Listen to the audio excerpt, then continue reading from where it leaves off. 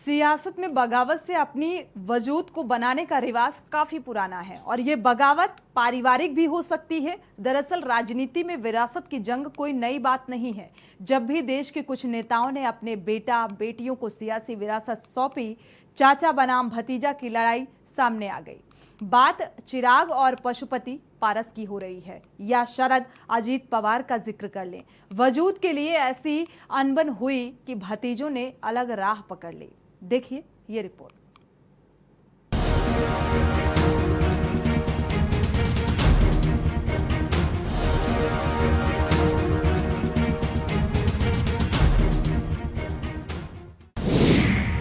विरासत की जंग में कौन किस पर भारी, चाचा वर्सेस भतीजा की जंग में बदलते रहे समीकरण।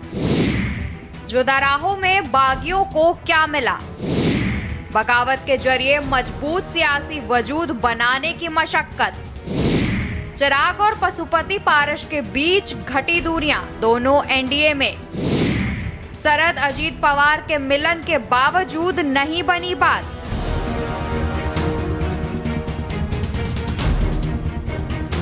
देश की सियासत में बगावत कर अपना वजूद बनाने का दौर चल रहा है।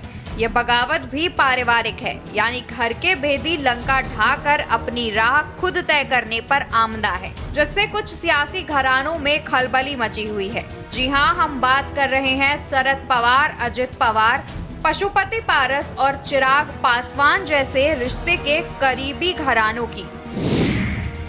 बता दें कि पशुपति पारस और चिराग पासवान जब एनडीए की बैठक में आमने सामने पड़े, भतीजे ने चाचा के पैर छू लिए। चाचा ने भी भतीजे को गले लगाया। खबर है कि बीजेपी दोनों पार्टियों का विलय कराने की कोशिश में है। वहीं सवाल ये भी उठ रहा है कि पशुपति चिराग से शरद पवार और अजीत पवार तक चाचा भतीजे की सियासी लड़ाई में कौन किस पर भारी है।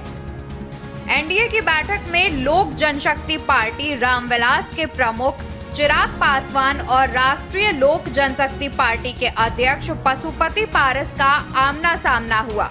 रामविलास पासवान की बनाई लोक जनशक्ति पार्टी के दो हिस्से हो जाने के 2 साल बाद जब चाचा भतीजे का आमना सामना हुआ तो भतीजे का चाचा के प्रति प्यार जाग उठा और उन्होंने चाचा पशुपति पारस के पैर छू लिए तो चाचा ने भी उठाकर गले लगा लिया। चाचा भतीजे के मिलन की तस्वीरों ने एलजेपी में बगावत और चाचा भतीजे के बीच सियासी अदावत के मामलों की याद दिला दी। आपको बता दें कि पशुपति पारस, चिराग पासवान, शरद पवार, अजीत पवार, गोपीनाथ मुंडे, धनंजय मुंडे, शिवपाल यादव, अखिलेश यादव, बाल ठाकरे, राज ठाकरे और केसीआर हरीश राव देश के अलग अलग प्रदेशों की राजनीति के ये वो नाम हैं जिन्होंने भले ही सियासी पारी आगे पीछे शुरू की हो, कई सालों तक साथ रहे हों, लेकिन जैसे ही सियासी विरासत बेटे या बेटी को देने की बात आई, नाराज भतीजों ने बगावत की राह पकड़ ली। कुछ भतीजों ने अलग पार्टी बना ली तो कुछ ने दूसरे दलों का दामन थाम लिया।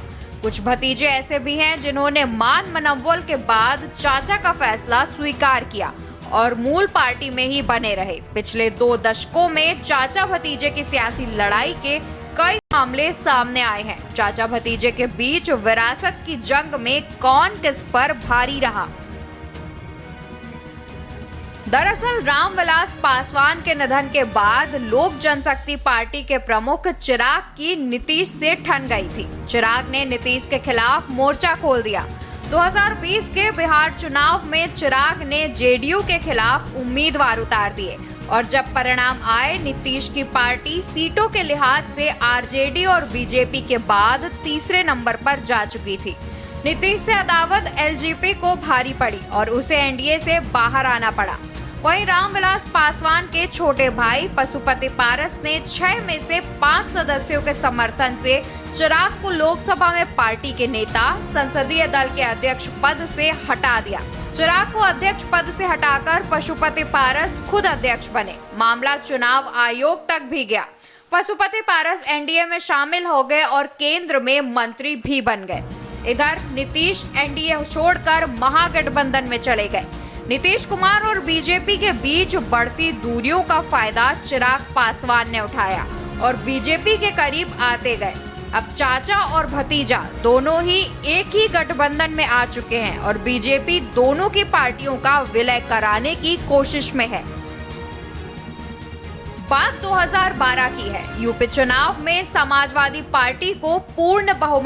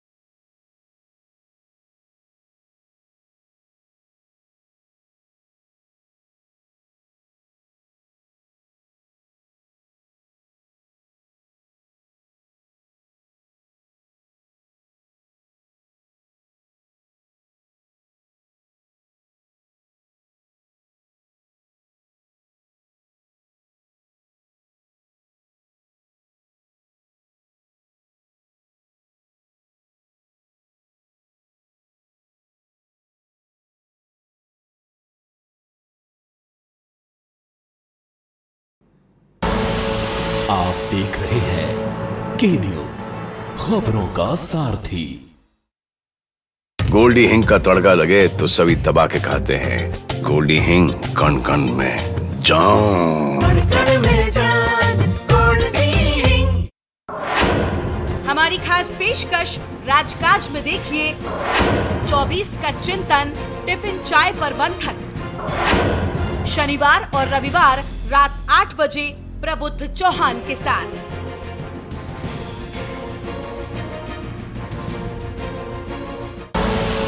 आप देख रहे हैं के न्यूज, खबरों का सारथी।